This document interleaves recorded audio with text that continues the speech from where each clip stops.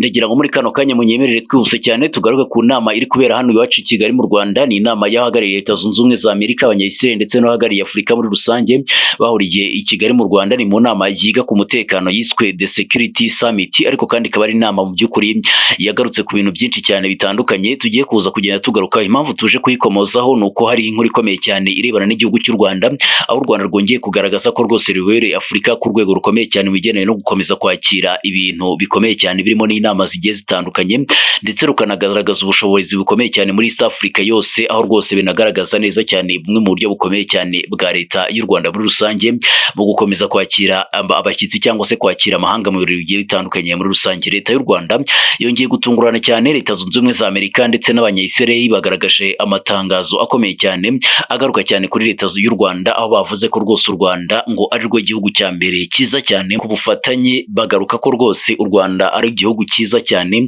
ari inkingi ikomeye cyane mu gukomeza kwagura ubufatanye na Afurika muri rusange.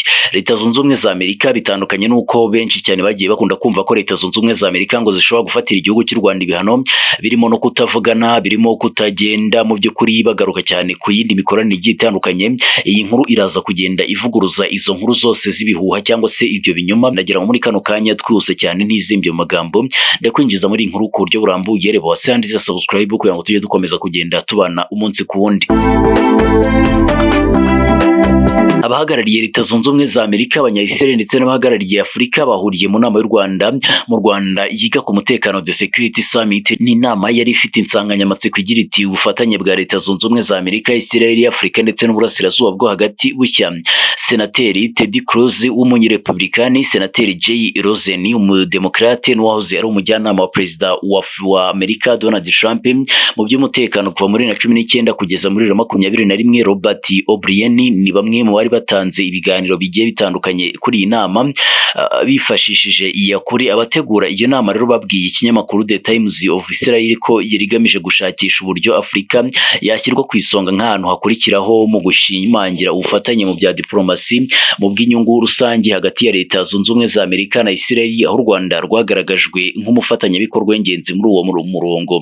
Iyo nama kandi yagaragaje icyerekezo cya diplomasi n'imikoranire ishingiye cyane ku ngamba, aho Leta Zunze Ubumwe za Amerika zizazana ubunararibonye mu by'ingamba n'ubuyobozi ku rwego mpuzamahanga. Israel igatanga ubumenyi mu by'umutekano n'ubushobozi mu guhanga ibishya, naho u Rwanda rukagira uruhare nk'umufatanyabikorwa w'ingenzi w'ibihugu by'Abarabu ndetse rukanaba n'irembo ku bindi bihugu bya Afurika ku rwego rukomeye cyane. Muri iki gikorwa rero hatanzwe ibiganiro bine by'ingenzi birimo icyagarutse cyane ku bigomba kwibandwaho strategic foundation hagati y'ibihugu byose, icyagarutse cyane ku rwibutso rw'ubuyobozi bushingiye ku ndangagaciro nzima, imiterere y'umutekano mu karere ndetse n'ubufatanye bushingiye cyane ku ngamba, cyitabiriwe na Minisitiri w'Ububanyi n'Amahanga w'u Rwanda hamwe n'uwahoze ari intumwa idasanzwe ya Leta Zunze Ubumwe za Amerika muri ako karere.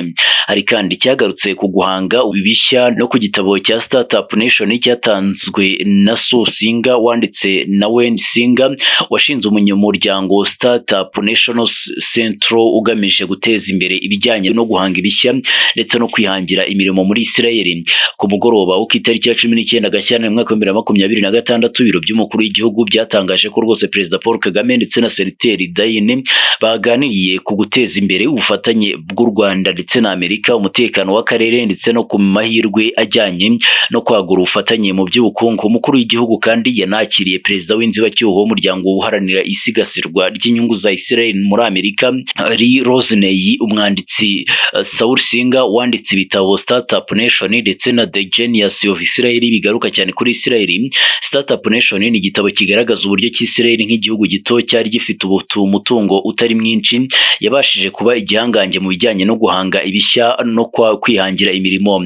Ni mu gihe kandi The Genius of Israel yari igitabo kibanda cyane ku muco wa Israel wo guhanga ibishya, kikagaruka cyane ku muco w'Abanya-Israel, imbogamizi iki gihugu cyahuye nazo indangagaciro zafashije iki gihugu cyo mu burasirazuba bwo hagati kuba ikimenya bose mu bijyanye n'ikoranabuhanga rihambaye n'ubucuruzi burishingiyeho. Perezida Kagame kandi yanakiriye Wayne Singa wabaye umuyobozi mukuru wa IPAC muri Israel n'itsinda bari bari kumwe. Village Urugwiro kandi yakomeje igira iti baganiriye ku gufatanya mu nzego zitandukanye zirimo ibijyanye no guhanga ibishya, kwihangira imirimo ndetse n'ikoranabuhanga. U Rwanda n'umufatanyabikorwa ukomeye cyane wa Leta Zunze Ubumwe za Amerika mu nzego zitandukanye, haba mu burezi, ubucuruzi, ubuzima ndetse n'umutekano n'ibindi bigiye bitandukanye. Ubucuruzi bw'ibicuruzwa na serivisi hagati y'u Rwanda ndetse na Amerika muri 2024 bwari bufite agaciro ka miliyoni 368.9 by'amadolari y'Amerika, aho ibicuruzwa byahererekanyijwe n'impande zombi bifite agaciro ka miliyoni 74.9 by'amadolari y'Amerika, naho serivisi zikiharira